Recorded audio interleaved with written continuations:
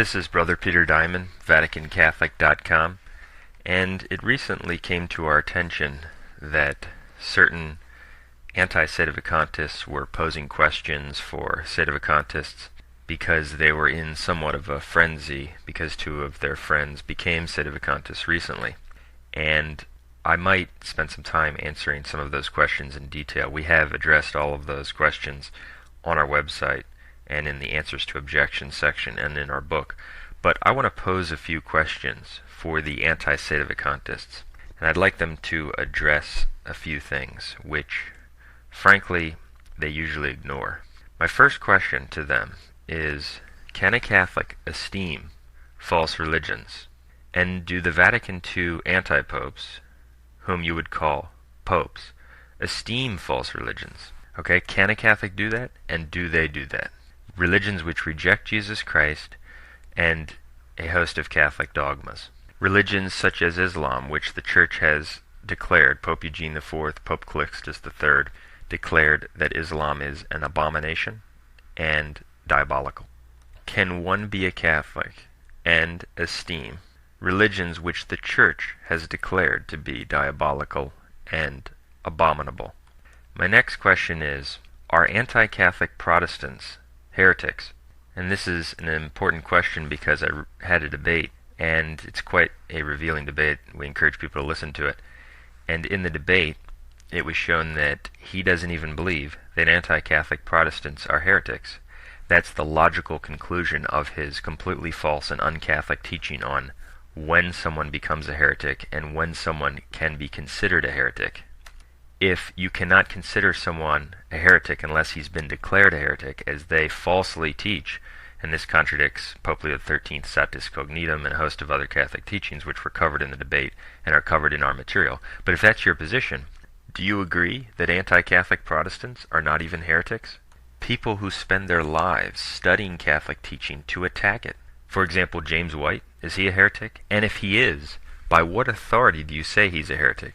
Now, and if you claim that James White and people like him are heretics because they don't even claim to be Catholic, okay, what about Ted Kennedy, who recently passed away? Was he a heretic? And if he was, the pro-abortion, pro-gay, quote, marriage politician, if he was a heretic, by what authority do you say that he was a heretic? And if he's not a heretic, how can a Catholic who must reject abortion be in a communion of faith with someone who is obstinately pro-abortion? It's a dogma that all in the Church have the same faith. How does that not make a mockery out of the dogma that the Church is one in faith, that all in the Church have one faith, that there is an external unity of faith? And we could extend the same question to countless individuals who claim to be Catholic but reject Catholic teaching on a host of issues, the Eucharistic presence, salvation outside the Church, etc. And so, was Ted Kennedy a heretic? Likewise, is Joe Biden a heretic? Yes or no? And by what authority do you say he is, if he is a heretic in your view? How do you make that judgment?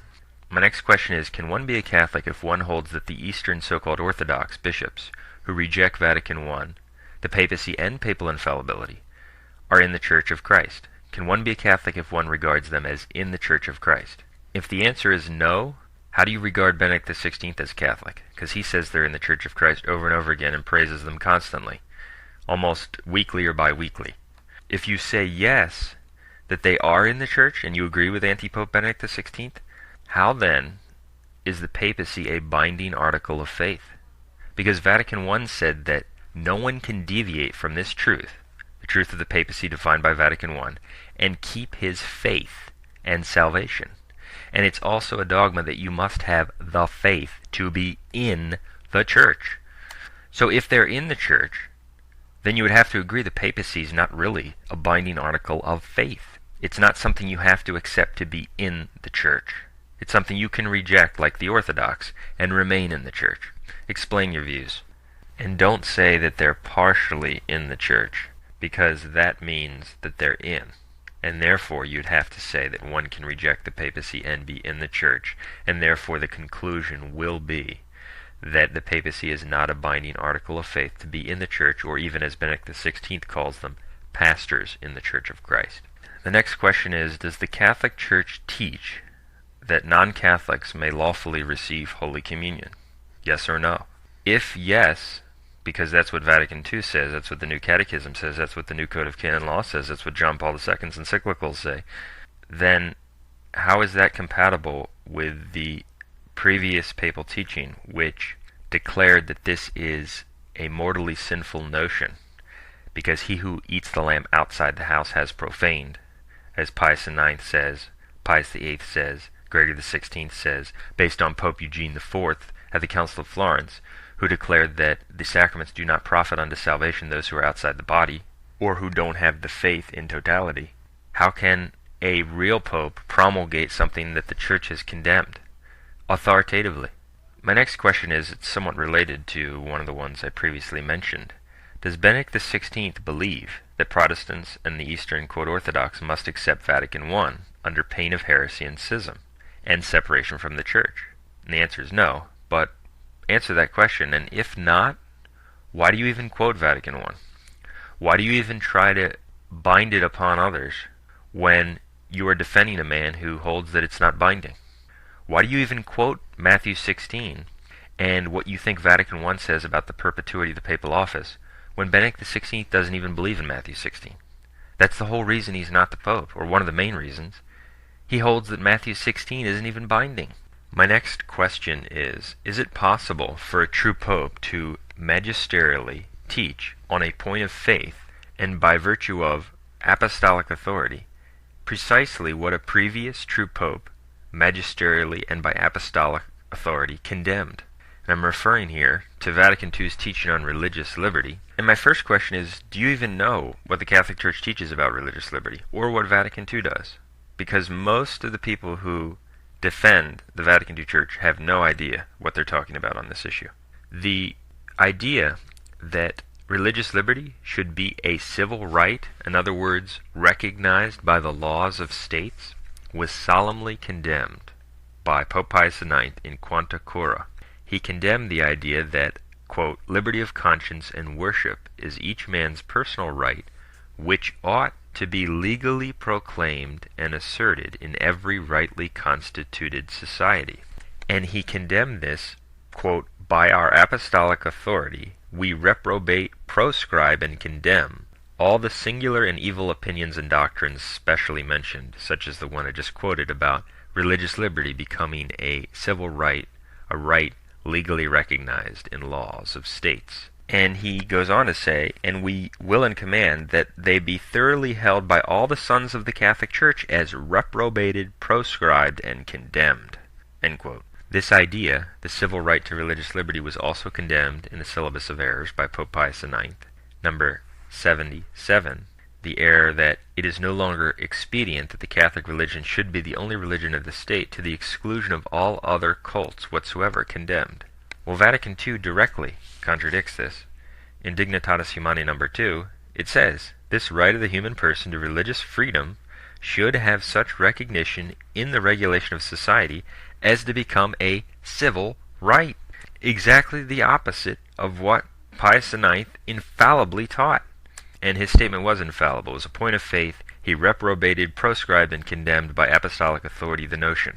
And this is such a blatant contradiction that Benedict XVI, your own anti-pope, admits it. In his book Principles of Catholic Theology, he admits in about 3 different ways that Vatican II's teaching on religious liberty was a, quote, counter-syllabus, referring to the Syllabus of Errors and how it condemned exactly what Vatican II taught. He also says that there can be no return to the syllabus.